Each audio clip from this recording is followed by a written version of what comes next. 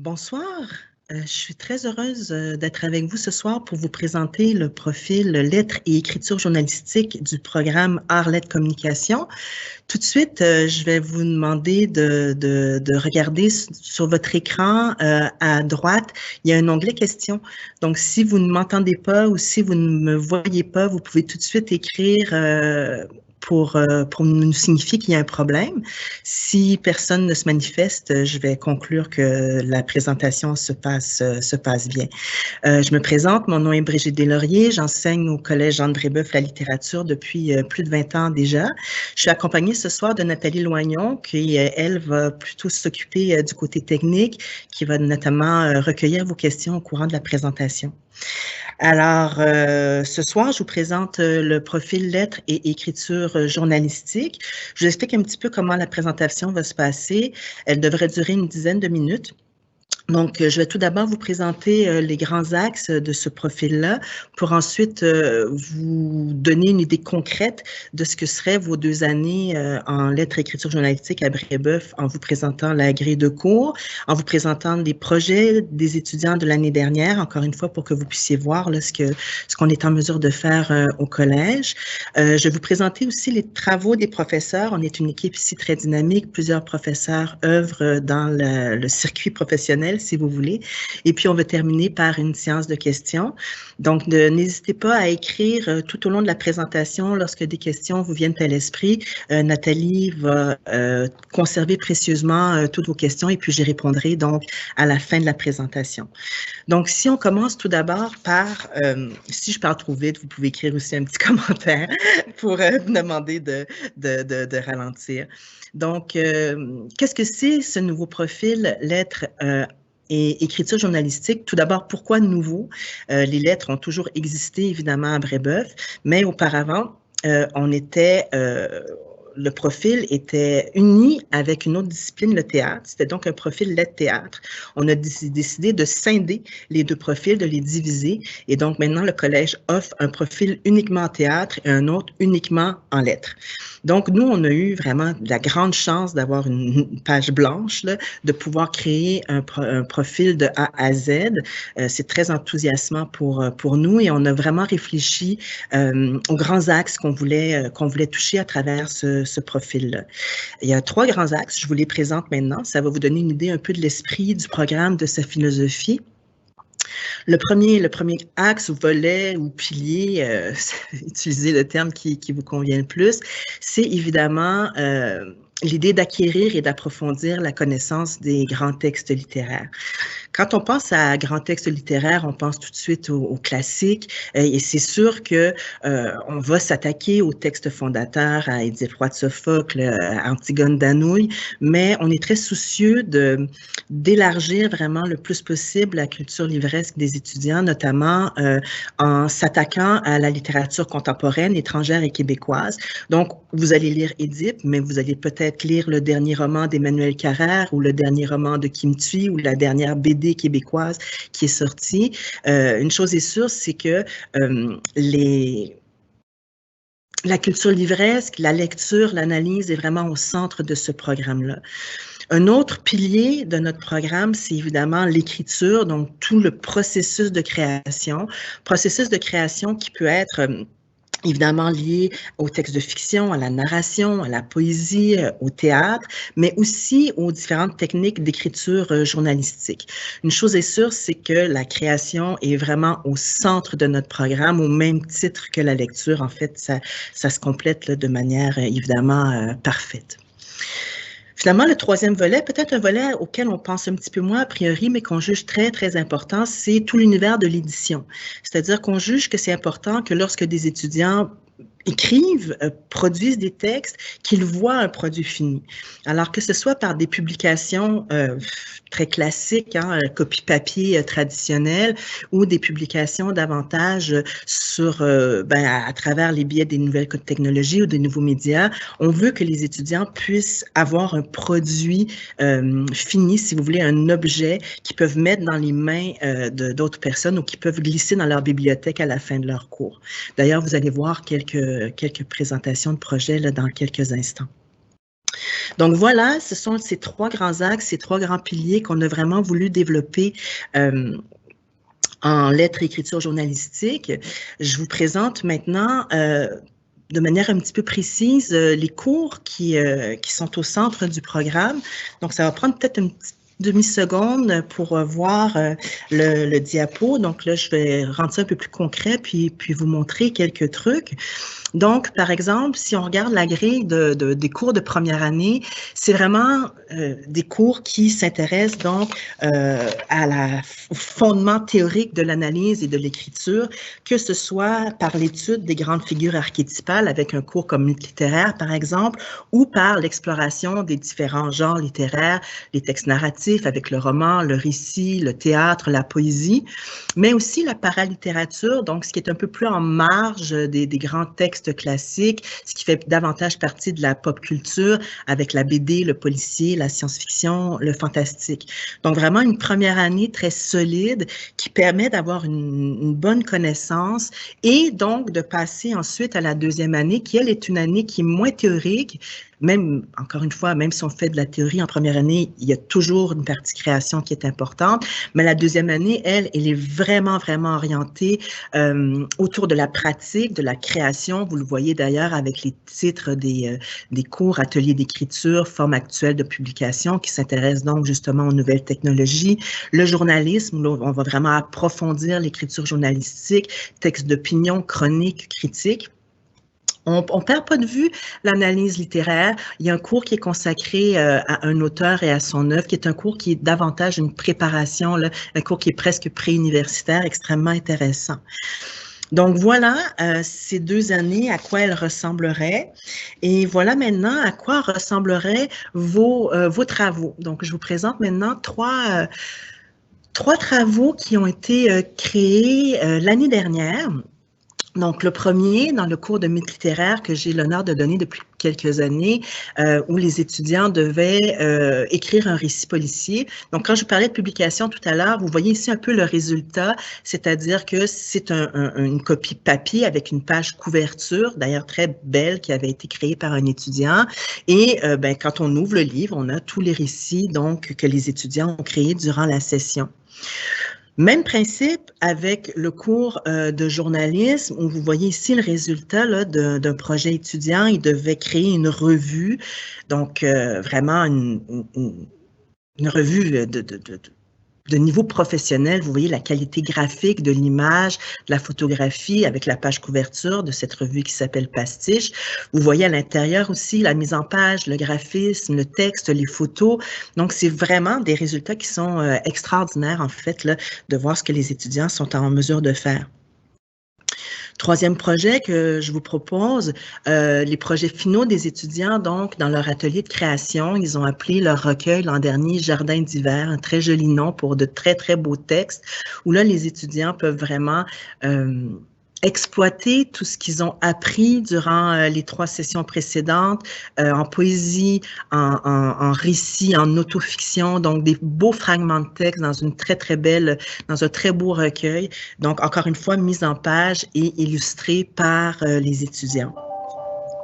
D'ailleurs, si ça vous intéresse, je vous encourage vraiment à aller voir l'intégralité de ces travaux ou en voir d'autres sur le site d'ALC que vous voyez apparaître. Vous n'avez pas à vous précipiter là, pour écrire l'adresse. Les adresses vont apparaître sur votre fil de conversation. Donc, vous pouvez aller voir le site web d'ALC. Vous avez les projets de tous les étudiants, de tous les profils. C'est vraiment intéressant de voir ça. Mais je vous invite aussi à consulter le site et les réseaux sociaux du département de lettres parce que là, vous voyez évidemment les projets des étudiants, mais vous voyez aussi les projets des professeurs, les projets de nos anciens. On a su aujourd'hui qu'une de nos anciennes en Arlette Communication, Azucena, mon Dieu, son nom de famille m'échappe, Pélan, avait été est finaliste pour le concours de poésie de Radio-Canada. Donc, c'est des nouvelles qui sont les relayées, qui sont vraiment chouettes à regarder. Je vous parlais des publications des professeurs. On a la chance au département d'avoir des professeurs qui œuvrent dans le milieu professionnel, qui publient. Juste pour vous mettre un petit peu l'eau à la bouche, je vous présente ici les 3 dernières parutions qui sont toutes récentes, là, des dernières semaines. Donc, Les Îles Phénix, de recueil de poésie de Rosalie Lessard, qui a été récipiendaire des prix Émile Nelligan et Alain Grandbois pour son dernier recueil de poésie qui s'intitulait L'Observatoire. Je vous présente aussi l'essai de Mathieu Bellil. Mathieu est aussi membre du comité de rédaction d'une revue très intéressante qui s'intitule L'Inconvénient. C'est un essayiste extrêmement comment dire, brillant. D'ailleurs, vous pouvez l'entendre sur plusieurs plateformes en ce moment, plateformes où il est invité pour parler donc de son dernier essai, L'Empire invisible. Et vous avez aussi un recueil de science-fiction où Simon Brousseau vous présente un texte de science-fiction qu'il présente qu'il publie dans ce recueil-là. C'est d'ailleurs Simon Brousseau qui va animer l'atelier de création qui va suivre cette présentation, donc à 19h. Donc, un peu en résumé, là, le profil lettres et écriture journalistique vous propose vraiment de travailler avec des professeurs engagés, avec des étudiants engagés. On est vraiment très content de ce profil-là. Il y a plusieurs atouts en lettres et écriture journalistique à Brébeuf, notamment la petite taille des groupes. Donc, vous voyez ici sur la diapo que je vous présente, qui vous présente donc Nathalie Loignon et Simon Brousseau lors d'un atelier de création l'année dernière, avant pandémie, ça va de soi, mais vous voyez quand même qu'il y a très peu d'étudiants, ce qui nous permet d'avoir une approche très individuelle avec les étudiants, ce qui nous permet aussi de laisser un peu de côté le traditionnel cours magistral pour adopter davantage des cours de type séminaire, qui nous permet aussi d'inviter des auteurs et des journalistes professionnels lors de conférences ou de classes de maître. Donc ça, c'est très enrichissant aussi pour les étudiants. Et on pense que tout ça, ça vous prépare vraiment à l'université. Peu importe, en fait, la faculté que vous allez choisir après vos études de DEC, vous allez être prêt. D'ailleurs, je me permets de vous présenter là, quelques parcours universitaires qui sont ouverts à vous. Évidemment, là, dans la colonne de gauche, si vous décidez de rester dans le domaine des communications, des lettres, du journalisme, là, vous avez plein de choix. Mais si vous avez envie d'explorer autre chose, mais dites-vous qu'un DEC en lettres et écriture journalistique vous ouvre les mêmes portes qu'un DEC en sciences humaines. Donc, droit, enseignement, si vous décidez de prendre un cours de mathématiques en cours complémentaire, bien, vous pouvez aller dans une école de gestion, d'administration, le HEC ou McGill ou peu importe. Si vous avez pris un cours de biologie en cours complémentaire, vous pouvez aller en psychologie. Donc, il y a vraiment une grande ouverture qui vous ouvre, bien, une ouverture qui ouvre, ça se dit un peu mal, là, mais vous comprenez ce que je veux dire. Ça vous ouvre vraiment des portes dans les différentes facultés universitaires. Je vais prendre quelques secondes pour revenir à vous. Donc, il va y avoir un petit décalage. Vous allez revoir mon visage apparaître dans quelques instants dans votre fenêtre. Bon, alors voilà, je crois que c'est fait. La présentation est terminée, mais je termine en vous disant que ce profil est vraiment conçu pour vous ouvrir sur le monde, pour développer votre esprit critique, votre esprit d'analytique, pour développer vos capacités rédactionnelles qui vous seront utiles, peu importe ce que vous décidez de faire dans l'avenir, dans un monde qui est un petit peu chaotique. On en a des exemples assez précis de cette semaine et depuis les derniers mois. C'est vraiment une base sur laquelle vous allez pouvoir vous fonder là, pour le restant de vos études et de votre carrière. Alors voilà, j'espère que j'ai répondu à plusieurs de vos questions dans cette présentation. Maintenant, je ne sais pas si vous avez eu le temps de répondre, de décrire des questions. Nathalie me dit que oui. Donc, je vais commencer à répondre à ces questions. Puis, si vous en avez, là, n'hésitez pas à écrire. Là. La présentation, elle est prévue jusqu'à 19h, donc je vais prendre tout le temps qu'il faut pour répondre à vos questions. Alors, Nathalie, question.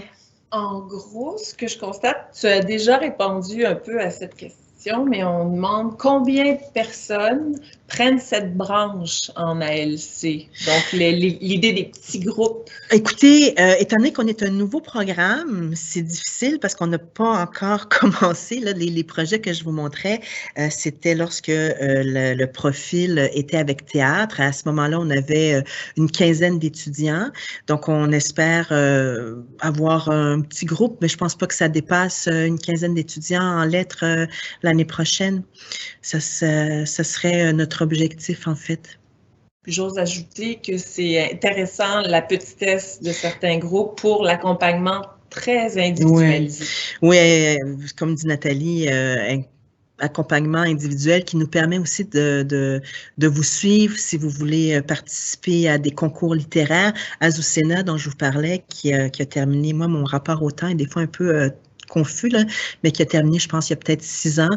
Je l'avais dirigée pour le concours Critères. Elle avait été finaliste. Elle avait gagné un prix au concours Critères, qui est le concours le plus important en écriture au collégial. Et puis, ben voilà, maintenant, elle est finaliste pour le concours de poésie Radio-Canada. Donc, on peut vraiment vous accompagner pour les concours, pour vos projets dans les classes. C'est ce qui est chouette, en fait, là. Autre question. Oui. Sur quel auteur porte ce cours intitulé « Une œuvre, un auteur » ?